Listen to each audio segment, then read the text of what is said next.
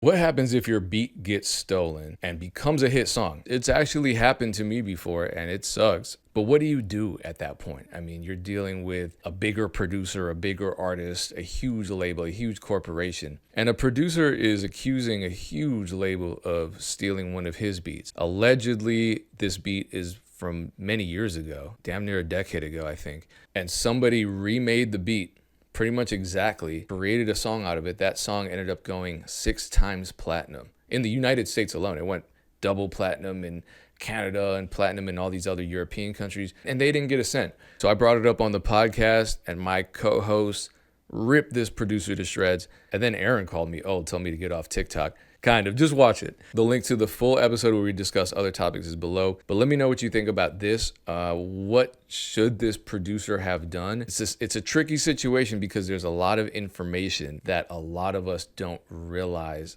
affects these types of claims. So we got to act quickly. Full episode below. Watch it. This is a crazy situation. I feel terrible for this producer. Shout out to Jane and Indie Babies. I was on her TikTok live, and this is where I even learned about this, which kind of shows that it hasn't gotten, super mainstream traction, because sometimes these kinds of stories do. But I have some questions about this, and I think I asked you guys about this. Just initial reactions, first of all. So this post is going to bother me, but it needs to be said. So 2010, I had a production team called the Go-Getters with my friend, Kenneth Allman. And we made this smash record, ballad, R&B ballad. We knew that it was going to be big if the right person got on it. Now imagine, fast forward, 8 years later, it goes on to become the biggest R&B smash of 2018. Problem is, our name wasn't on it. No credit, no money, nothing. We received nothing. I'm gonna play the record. This is what we made in 2010. I'm gonna make this, and then you comment. You tell me who this is and what song it is. I'm not gonna say it. I want you to say it. You tell me what's up.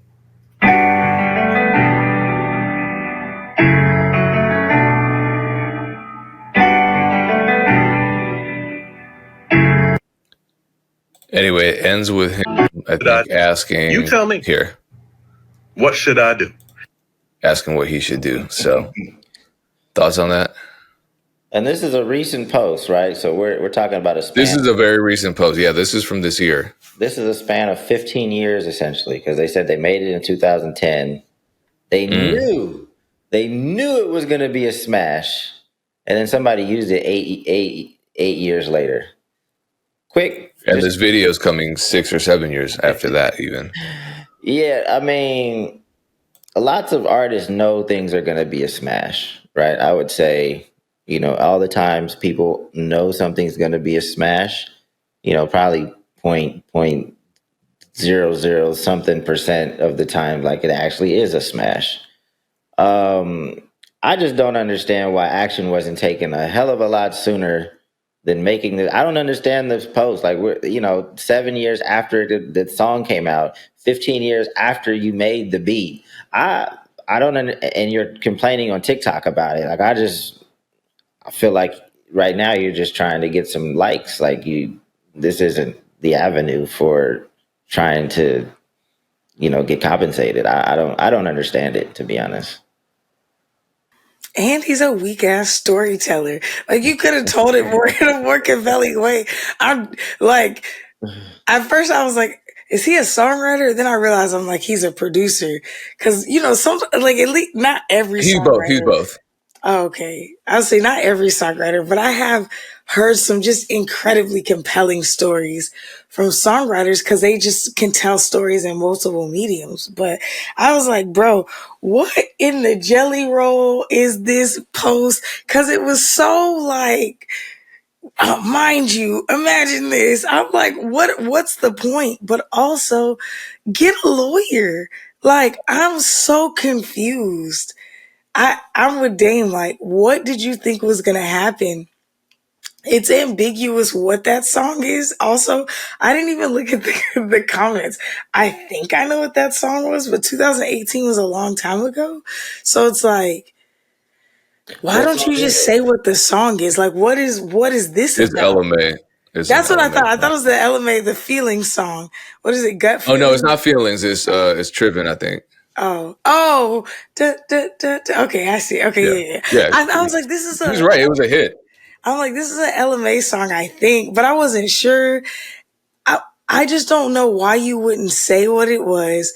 Also, again, why are you on TikTok? I don't like grown men on TikTok unless you're trying to be a comedian. Like you try, or like, you know what I'm saying? Wow. It's like have a purpose here, sir. No. Like, okay, you're a producer though. Do you know what I'm saying? Like, I Yeah, just but feel so like, is he. In producer's defense, no, do something productive though.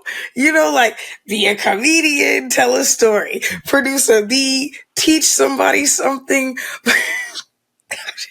I'm just saying, no shot. I just don't understand people like over the age of 40 who aren't doing anything productive on on TikTok. Do you know what I'm saying? Like maybe it's just a bias. I just think it's a young every shot, Aaron. Every shot. I just think it's a young person's game. I'm in my 30s and I'm still like, what are y'all doing on this app? Do something productive. Like teach somebody something or be funny. But this is like gossiping and looking for views so that you can monetize your channel. That's what it looked like.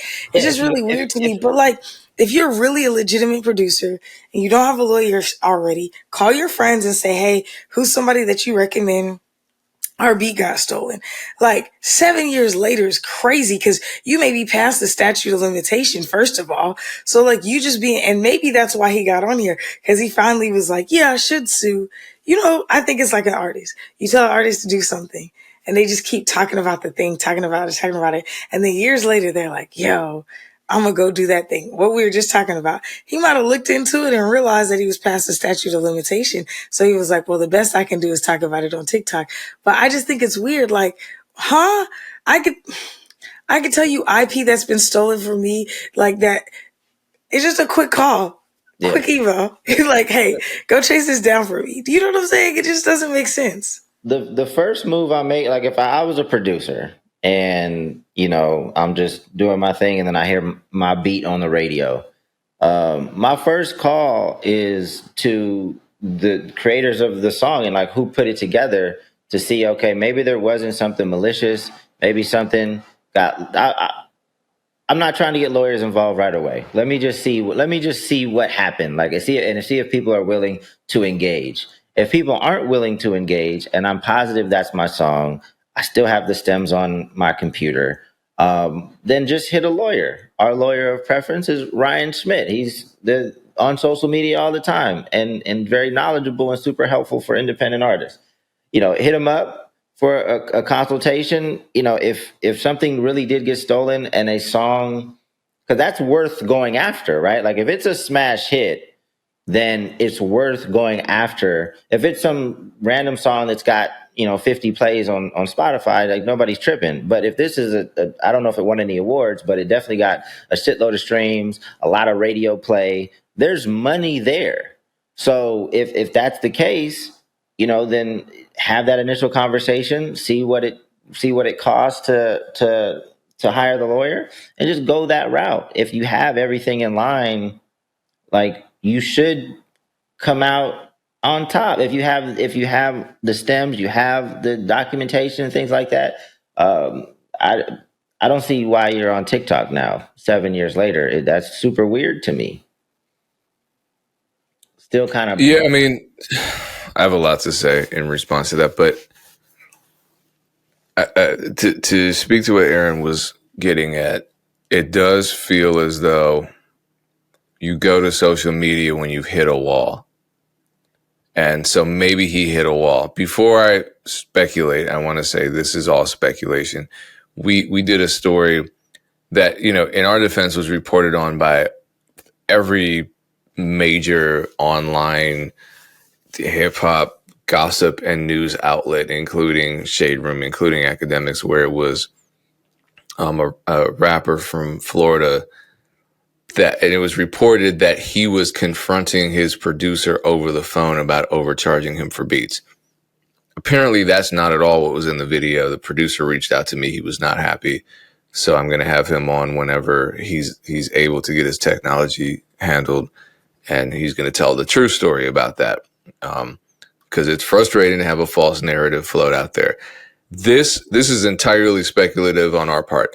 So I don't know, because I've been in situations where my stuff has gotten stolen and I've gone straight to social media, just one, out of frustration, kind of two, out of creating not necessarily a legal paper trail, but just establishing what's going on. Because you're right. It's a very artist thing to do, to drag one's feet and to respond emotionally to something like this, because I've done it as an artist. Producers are artists. Just because we don't sing or rap doesn't mean we're not emotional and irrational and reactive. We are. We certainly can be. So perhaps that's what's going on with him. I don't know what he's done, what he hasn't done. Now, speaking of Ryan Schmidt, as both of you mentioned, the answer is always call a lawyer. It's crazy how many producers DM me regularly. I mean, some of them are full of shit, but some of them probably have valid claims. Where like, I got my beat stolen from so and so. This happened. What should I do? Get a lawyer. The answer is always get a lawyer. It's not to DM me. It's not to make TikToks. I'm not saying you can't make TikToks if you want to tell your story. I'm not saying you can't DM me if you want to share your story. But those aren't productive outlets by which you're able to reach some type of resolution that's favorable to you. So I went straight to Ryan Schmidt because I'm like, what would I do in this situation now? I would do what Dame was doing. First of all, I would contact the lawyer just to alert them. And then I would reach out to the artist behind the track or the A&R on the project. I've done that before. And I was cool about it. I was just like, hey, this is what's happening. You use this part of my track, my loop, whatever, and I never heard about it. Most of the time they're just messy and they thought they were going to get away with it, or they forgot about it, or they deprioritized it, and they're like, oh, yeah, you're right. What do you need? I mean, it's like that. So what Ryan said was, I asked Ryan Schmidt, shout out to him, and I said, hey, what would you do? What advice would you give someone who finds themselves in this situation? And I sent him the video. He said, so this is free legal advice. For a copyright infringement case like this, you would need to prove substantial similarity and access, aka opportunity to steal. Was there a collaborator producer in common? Was this shared with a manager or A&R of the hit song? So, finding some kind of trail that would establish a connection. I would ask, what connection do any of the parties or collaborators have to you and your production team? This is the crucial legal connection. I'd also be curious when they heard about this and why they didn't speak up sooner. You have 3 years from when you found out or should have found out that your work was infringed. You lose a lot of leverage with labels if you raise the issue after that statute of limitation passes. He could hire a lawyer to send a demand and threaten a DMCA takedown if he doesn't get publishing, but it is a long and frustrating road ahead. Labels gaslight the hell out of musicians with these claims. And he says, as I'm sure you've seen it. I'm like, yeah, and usually what happens with me when the label gets caught, because it's happened to me so many times, and the label's just like, oh yeah, this is your track. This is copyright infringement, but we didn't facilitate it. The person that delivered us the product did. So you have to take it up with them, and we're not paying you shit because it's not our fault. And then it's like, okay, well, what do you do then? So that's when you hit a wall and you think, all right, I can either really try to negotiate in good faith or go nuclear and, or just walk away. And I think most people walk away, and that's why this continues to happen. But the statute of limitations on paper is 3 years, but there's an asterisk by it. And that's why I think Ryan Schmidt was a little vague with his language, and I'll show you what I found. Law is like foreign speak to me. But there's a Supreme Court case and subsequent ruling. So yes, three years is the statute of limitations, but in a case after the fact, the Supreme Court concluded a copyright owner possessing a timely claim for infringement is entitled to damages no matter when the infringement occurred. But the problem here is they say a timely claim. So what does that mean? And that's the problem with legal language. It doesn't mean anything until you make a case for it meaning something. You know what I mean? Like if this guy had said, well, I was in a coma in 2018, so I couldn't file it. That would be reason to, I think, establish that as a timely claim and say, well, he had no way of possibly hearing this track. So how would he file it within that 3-year statutory period? You know what I mean? So regardless,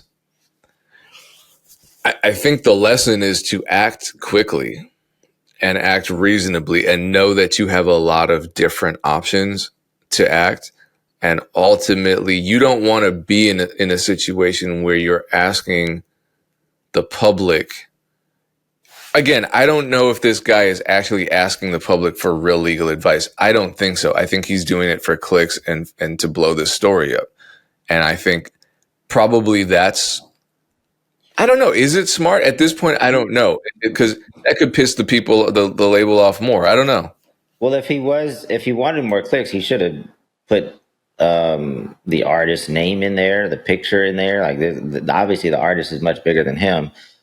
What I just want to reemphasize is, like, don't be super impulsive. Like, once you find out somebody has taken your stuff, because like people take Josh stuff all the time and post it to their page. Like, everybody's trying to grow a page, even if it's not their content, right? There's a lot of pages out there just stealing content. Josh stuff gets stolen all the time. So with the Lesbian Homie recently, we drop episodes weekly and we sell the whole thing direct to fans. What we found out somebody was doing was they purchased the season and they were sharing clips that we didn't even release yet. Right. So I reach out to him on TikTok and be like, hey, man, appreciate the support, but we haven't released these clips yet. And he responded, was like, oh, my bad. I was just a fan. Like, it was a fan. And he took it down and he circled back. And I followed him from Josh's page to, like, thank him for the support. Just keep it cool. Like, keep that person as a fan until you realize somebody is malicious and they don't give a shit. Like, all right, then we're going to resort to different tactics, get legal involved, Payne can call him a bitch, all the thing Payne loves to do. But just keep it cool, because I found like that resolves things a lot quicker. Like, and this cat is still a fan. He circled back, was like, hey, when it comes out, can I post it? And some of his posts, like, another thing that's frustrating is sometimes other people posting Josh's content goes viral more than the stuff that we post directly from his page. So we like these fans posting stuff. We just don't want them posting stuff that we haven't even shared, like, publicly yet. We still want to sell more of the season. So just keep it cool. If you're an impulsive person, man, just hopefully you have somebody that reminds you, like, hey, let's type your messages in the chat GPT and be like, hey, what's the tone of this message? I've done that. I've actually done that with messages that I was actually going to send to HR, or with, like, with my manager here. Like, what's the tone of this email? Because in the moment you might be upset and you need somebody to either read it, and chat GPT does amazing work. It'll basically say, this is the tone. If you'd like to change the tone, why not write it like this? So get more control over your emotions and get more control over your communication.